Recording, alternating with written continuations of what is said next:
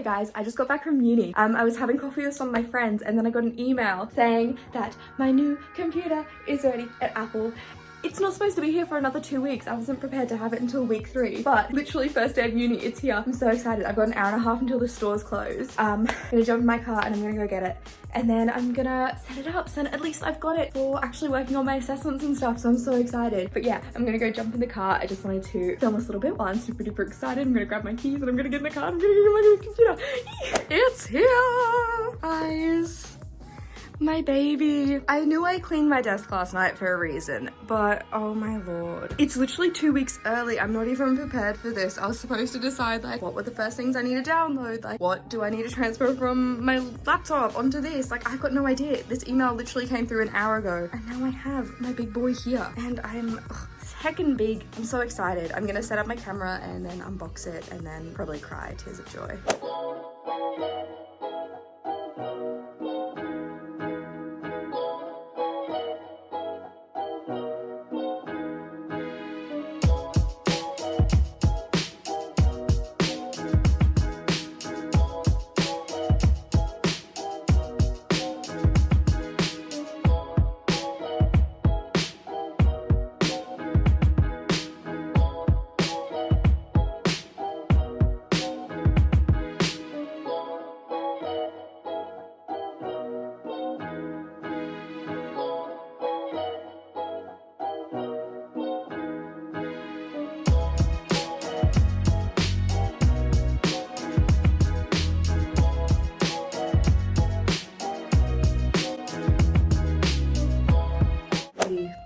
Himself. Look at this little baby keyboard, and I got the trackpad because I do have like a normal mouse as well, so I'm just gonna plug that in. Oh my god. Hi, you can see me. There's so much fucking rubbish on my bed, but it's worth it for this baby. So I'm gonna like plug it in, log in, set it up, all that kind of stuff, and then I'm gonna come back. Oh my god, it's so big and beautiful. I was worried this was gonna be too small because it's a 21 point whatever inch. But he's perfect. I'm gonna set it up and then I'm gonna show you all that fun stuff on there in a bit. Okay, peace. Hey guys, welcome to part 2 of the video. So in this section, I wanted to go over all the software that I use pretty much on a daily basis as an animation student. So to start off with, I wanted to go over 2D animation. Now, my degree is geared towards 3D.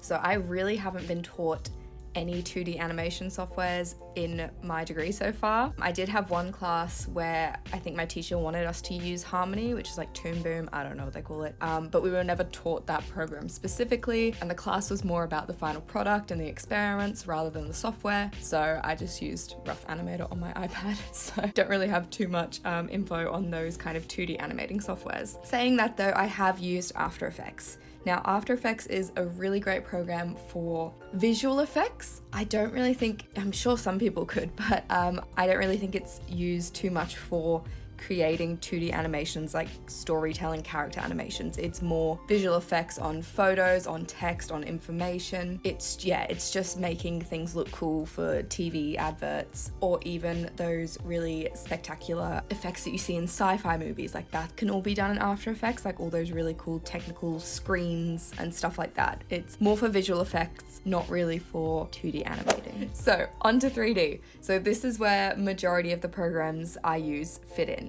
I'm starting off with the main guy, the big boy, Maya. So Maya is probably the main software you will encounter as an animation student if you are doing 3D. It is the best all-round program. You can model, you can rig, you can animate, you can put your UV maps there, your texture. Maya does everything. So as well as that, it is also the industry standard. So I love the fact that I use this program in class, I use it on a daily basis, and then I watch videos of like behind the scenes of people making games. Like I saw one, I think it was when Pokemon Sun and Moon was coming out, and they had a little behind the scenes shot of them making models and stuff, and they were all using Maya. So I love the fact that I'm using this program in uni and people out there in the real world who are doing this as their job are also using the same software. So I think it's really great for that. As a student, you can get a free 3-year license. As a normal human though, I think it costs about $3,000 a year to buy. So Maya isn't really accessible for people just who want to casually use it for 3D animation. It's a very expensive program, but if you just want to give 3D animation animation a go, see if you like it. I do believe Blender is free, so that is a good option if you just want to try 3D animation and you don't have $3,000 just, you know, lying around.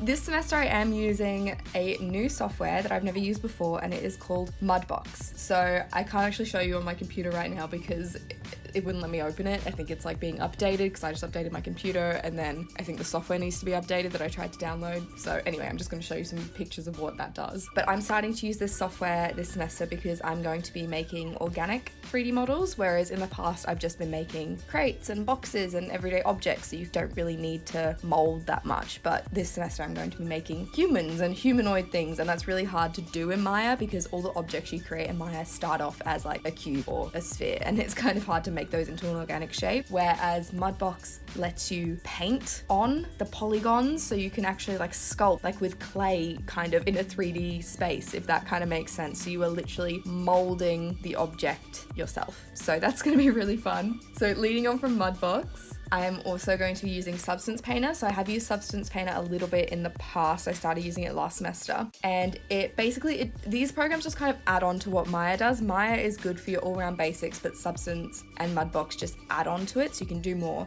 So Substance is for your textures. So it has super realistic textures. It has all these really cool kind of patterns you can use, all these different types of metals, plastics, cloth materials. It's crazy what you can do. So you've got some super fun ones like hard plastic and human wrist skin. It just allows you to go further with what you're creating and make your models look more realistic and authentic. So the last bit of software I'm going to be using this semester is supposedly going to be Photoshop, but I'm really bad with Photoshop, so I kind of just use Procreate, which is bad because I know Photoshop is the industry standard. It is taught very widely, but I've just never gotten on with it very well, and I do blame my year 10 IT teacher for being the one to ruin it for me because it was the first time I'd ever used Photoshop, and he never gave us like an intro lesson, so I never knew that you could undo your mistakes. So for that term, because this was in high school, every time I messed up on this thing we were making, I had to restart, and I think that's just traumatized me, and I've never wanted to use Photoshop ever since, but I do need to work on it a bit better. So I'm going to be trying to use Photoshop, but for now I'm just going to probably use Procreate because I understand it a lot better and I love my iPad, so it's so much easier to use. But basically you just need a drawing app of your choice so you can create your own textures. Say you're creating something and you want it to have a particular illustration on it, or you want it to have like a particular photo or an image that you've edited yourself. It is easier to use a software like this and then import it as a texture into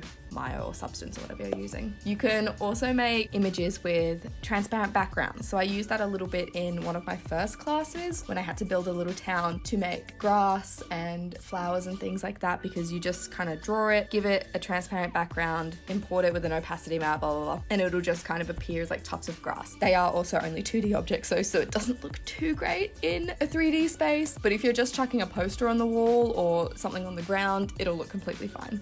So I do recommend having a drawing app that you know you can use very well and that does allow you to play with layers and transparency and all that good stuff. So that's everything I'm using this semester. In the past I have used things like Unreal Engine, but I don't think I'm using that again this semester. This semester it's very character based, so I don't think I'm going to be using that one too much. It's a big ass program, you don't really need it, it's not too essential, it's just something extra we were learning last semester, but I think these ones are the good starting bases. So I think find yourself, if you're into 2D, find yourself a 2D program to use. I can't really recommend any, sorry. If you want to start with 3D, get yourself Blender. If you're a student, get yourself Maya because that is the industry standard and you get it for free. So that's super helpful. Yeah, and then find yourself a drawing app you like to use and you're pretty much good to go, man. I think it's pretty much everything. So I am back at uni now. I only had lectures this week, so I didn't record a video. But next week I'm starting my classes, so I'm going to be taking you guys in and showing you what I'm doing with these programs on a daily basis. That's going to be super fun to do. So hope you enjoyed this. Hope it was helpful and a little bit interesting. Make sure you give the video a like if you did like this kind of stuff, and make sure you subscribe so you don't miss any more of my videos, and I will see you guys next time. Bye!